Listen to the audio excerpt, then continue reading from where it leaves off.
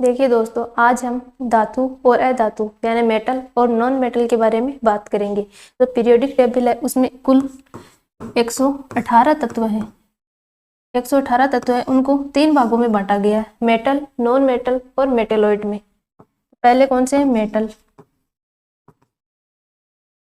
दूसरे non metal,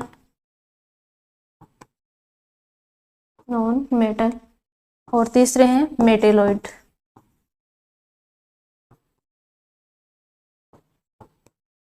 धातु, अधातु और उपधातु में बांटे गए हैं।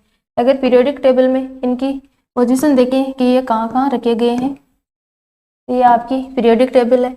तो पीरियोडिक टेबल में जो लेफ्ट साइड है उस साइड मेटल्स को रखा गया है, राइट साइड में इधर नॉन मेटल को रखा गया है, और बीच में इधर जिग जैग लाइन में किसको रखा गया है? मेटेलॉइड को रखा गया है। तो पीरियोडिक टेबल में इनकी पोजीशन पूछी जाए कि आपको कि मेटल किधर रखे गए हैं, तो मेटल को लेफ्ट साइड में, नॉन मेटल राइट साइड में, और बीच में कौन से रखे गए हैं? मेटेलॉइड रखे गए हैं। मेटल, जो मेटेलॉइड है उनमें धातु और अधातु दोनों के गुण पाए जाते हैं। आगे हम मेटल और नॉन मेटल के बारे में देखते हैं। पहले मेटल्स एंड नॉन मेटल्स। धातु और अधातुएं क्या होती हैं? धातुएं होती हैं जो एलिमेंट पीरियोडिक टेबल में, ऐसे एलिमेंट जो इलेक्ट्रोपॉजिटिव होते हैं वो क्या होती हैं? धातुएं होती हैं। तो इलेक्ट्रोपॉजिटिव एलिमेंट क्या होंगे?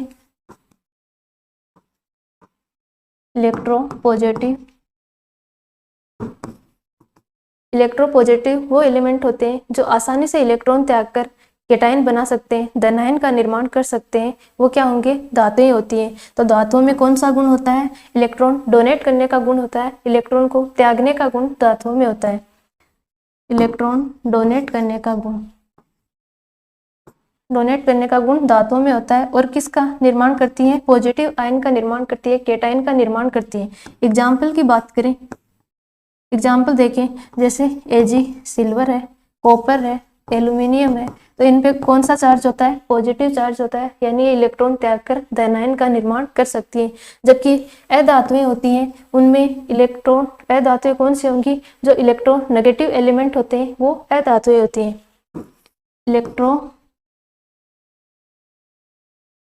नेगेटिव एलिमेंट क्या होंगी? अधातुएं होंगी। तो इलेक्ट्रोनेगेटिव एलिमेंट कौन से होते हैं? जो इलेक्ट्रॉन एक्सेप्ट करके एनायन का निर्माण करती हैं, वो क्या होती हैं? अधातुएं होती हैं। तो इलेक्ट्रॉन एक्सेप्ट करने का गुण पाया जाता है अधातुओं में। इलेक्ट्रॉन एक्सेप्ट करने का गुण पाया जाता है और नेगेटिव आयन यानी एनायन का निर्माण करते हैं। एग्जाम्पल की बात करें, जैसे आयोडीन है, इस पर माइनस चार्ज होता है क्योंकि इलेक्ट्रॉन एक्सेप्ट करके एनायन का निर्माण कर रही है। आगे देखें तो धातुएं होती हैं। धातुएं वो सामान्यतः सॉलिड स्टेट में पाई जाती हैं। तो धातुएं कौन सी स्टेट में पाई जाती हैं? सॉलिड स्टेट में। ज्यादातर धातुएं सॉलिड स्टेट में पाई जाती हैं, सॉलिड स्टेट में। लेकिन एकमात्र ऐसी धातु है जो लिक्विड स्टेट में पाई जाती है, वो है पारा। तो इसके अपवाद की बात करें, अपवाद क्या हो गया? मरकरी, या इसको क्या बोलते हैं? पारा। तो मरकरी एकमात्र ऐसी धातु है जो लिक्विड स्टेट में पाई जाती है, लिक्विड स्टेट में पाई जाती है मरकरी है। इसके मेल्टिंग पॉइंट की बात करें तो मेल्टिंग पॉइंट कितना होगा इसका? -39 डिग्री सेल्सियस होता है। मेल्टिंग पॉइंट क्या होता है? जब कोई भी पदार्थ है वो ठोस अवस्था में, तो जो द्रव अवस्था में यानी वो पिघलना शुरू होता है या द्रव अवस्था में परिवर्तित हो जाता है, तो वो टेम्परेचर क्या होता है? मेल्टिंग पॉइंट होता है। तो मरकरी का मेल्टिंग पॉइंट है वो -39 डिग्री सेल्सियस है। जो पारा है वो लिक्विड स्टेट में पाया जाता है, वो रूम टेम्परेचर पर पाया जाता है। रूम टेम्परेचर पर पारा है वो लिक्विड स्टेट में पाया जाता है। रूम टेम्परेचर कितना होता है? 25 डिग्री सेल्सियस होता है। अगर रूम टेम्परेचर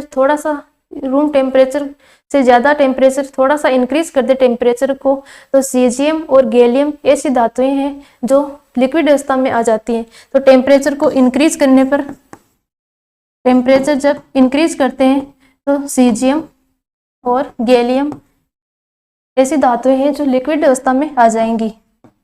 अगर आपको पूछा जाए कि ऐसी कौन सी धातुएं हैं जिनको हम हथेली पर रखते हैं तो वो पिघलना शुरू हो जाती है, तो सीजियम और गैलियम ऐसी धातुएं हैं जो हथेली पर रखते हैं तो वो पिघलना शुरू हो जाती हैं। तो हमारी बॉडी से एनर्जी रिलीज होती है, तो जो एनर्जी रिलीज होती है वो हीट के रूप में निकलती है, और जो हीट निकलेगी उसको सीजियम और गैलियम है वो एब्जॉर्ब करके पिघलना शुरू हो जाते हैं। तो क्या लिखेंगे, सीजियम और गैलियम है जो हथेली पर रखने पर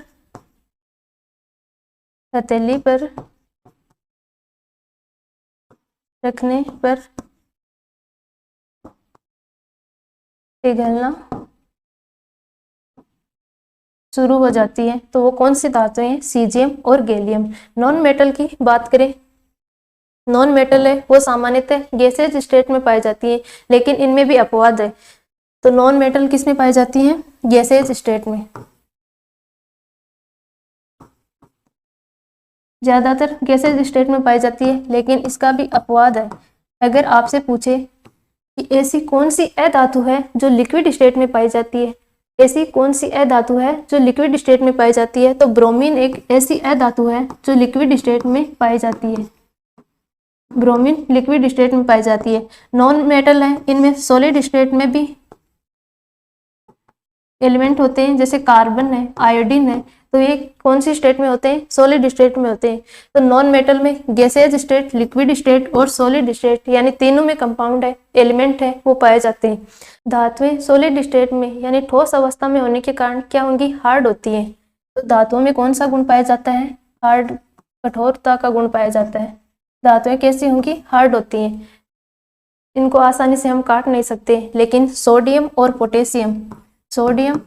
पोटेशियम ऐसी धातुएं हैं जिनको हम चाकू से भी काट सकते हैं। तो सोडियम और पोटेशियम क्या हो गए, इसके अपवाद हो गए। ये कैसी होगी, मुलायम हो गई, चाकू से काट सकते हैं, इसका मतलब ये कैसी धातुएं हैं, मुलायम धातुएं हैं। लेकिन ज्यादातर धातुएं हैं वो हार्ड होती हैं, कठोर होती है। नॉन मेटल की बात करें तो नॉन मेटल है, सॉफ्ट, नरम होती है, लेकिन इसमें भी अपवाद है। हीरा है वो अधातु है, लेकिन अधातु होते हुए भी वो कैसा है, कठोर होता है। अधातुएं कैसी होती हैं, सॉफ्ट होती हैं, नरम होती हैं, लेकिन इसमें अपवाद कौन सा है, हीरा। हीरा अधातु होते हुए भी क्या है, कठोर है। हीरा कार्बन का अपरूप होता है, तो हीरा कठोर है, जबकि नॉन मेटल होती हैं वो सॉफ्ट होती हैं। अगले पॉइंट की बात करें, धातुएं होती हैं उनमें आघात वर्धनीयता का गुण पाया जाता है। धातुओं में आघात वर्धनीयता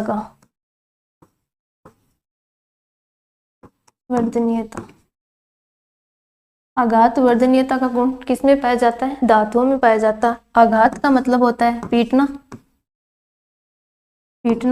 और वर्धनीयता का मतलब क्या होगा, फैलना या बढ़ना। जब धातुओं को पीटते हैं या हथौड़े से इन पर चोट मारते हैं तो वो फैल जाती हैं। तो इनके फैलने के गुण के कारण ही इन धातुओं से हम चादर बना सकते हैं। तो आघात वर्धनीयता का गुण किस में पाया जाता है, धातुओं में पाया जाता है, जबकि अधातुएं होती हैं उनमें आघात वर्धनीयता का गुण नहीं पाया जाता है। जब अधातुओं को हम पीटते हैं तो वो पीटने पर क्या हो जाएंगी, छोटे छोटे टुकड़ों में टूट जाती है। तो इस गुण को क्या कहते हैं, भंगुरता। तो अधातुओं में भंगुरता का गुण पाया जाता है, यानी पीटने पर छोटे छोटे चूर्ण या छोटे छोटे टुकड़ों में टूट जाती हैं। जबकि धातुएं होती हैं उनको पीटने पर वो फैल जाती हैं, जिससे हम चादर वगैरह बना सकते हैं। सबसे ज्यादा अगर आपसे पूछे कि सबसे ज्यादा आघात वर्धनीयता कौन सी धातुओं में पाई जाती है, सबसे ज्यादा आघात वर्धनीयता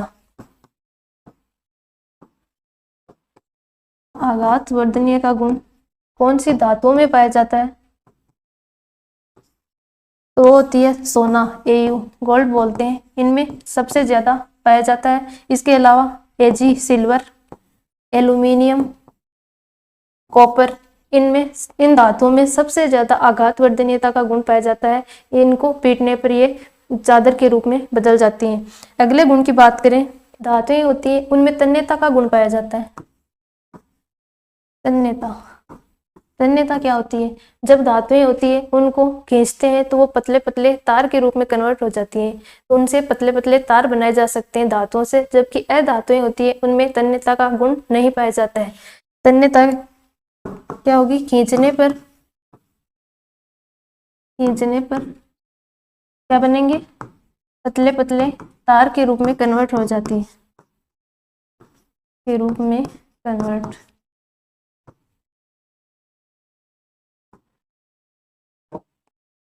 सबसे अधिक तन्यता है वो कौन सी धातु में पाई जाती है? तो सबसे अधिक तन्यता की बात करें तो वो है Au, गोल्ड होता है, उसमें सबसे ज्यादा तन्यता पाई जाती है, गोल्ड।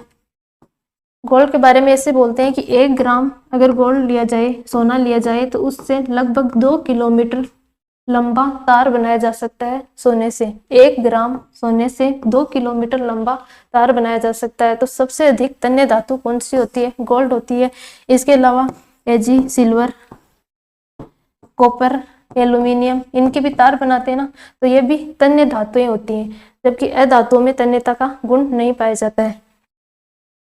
धातुओं के अगले गुण की बात करें तो धातुएं होती हैं वो विद्युत और ऊष्मा की सुचालक होती हैं। विद्युत धारा का प्रवाह होने के कारण इनको क्या बोलते हैं? विद्युत की सुचालक। तो धातुएं विद्युत और ऊष्मा की क्या होंगी? सुचालक होंगी। विद्युत और ऊष्मा की सुचालक होती हैं धातुएं। लेकिन अपवाद है, लेड या पीबी, उसे क्या बोलते हैं? सीसा भी बोलते हैं। तो ये क्या है? कुचालक है। धातु होते हुए भी कुचालक है। तो अपवाद की बात करें, लेड या पीबी या सीसा क्या है? अधातु है। जबकि नॉन मेटल के बारे में देखें तो नॉन मेटल होती हैं, अधातुएं होती हैं, वो विद्युत और ऊष्मा की कुचालक होती हैं। विद्युत और ऊष्मा की क्या होंगी? कुचालक होंगी। लेकिन इसमें भी अपवाद है। ग्रेफाइट एक ऐसी अधातु है जो विद्युत की सुचालक होती है। अपवाद क्या है? ग्रेफाइट अधातु है लेकिन विद्युत की सुचालक है, क्योंकि ग्रेफाइट में एक फ्री इलेक्ट्रॉन होता है जिसके कारण ग्रेफाइट विद्युत का सुचालक होता है। चांदी ऐसी धातु है जो विद्युत और ऊष्मा है उनकी सबसे अच्छी चालक होती है। अगर आपसे पूछे कि ऊष्मा और विद्युत की सबसे अच्छी चालक कौन सी धातु है तो चांदी इसका आंसर होगा। नोट के रूप में लिख लो इसको।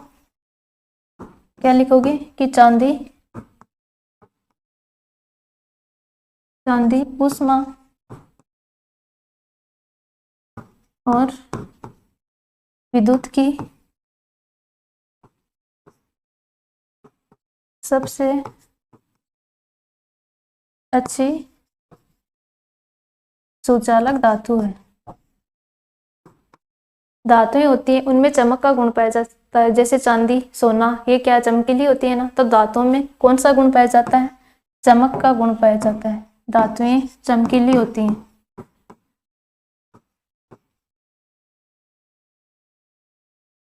धातुएं कैसी होंगी? चमकीली होंगी।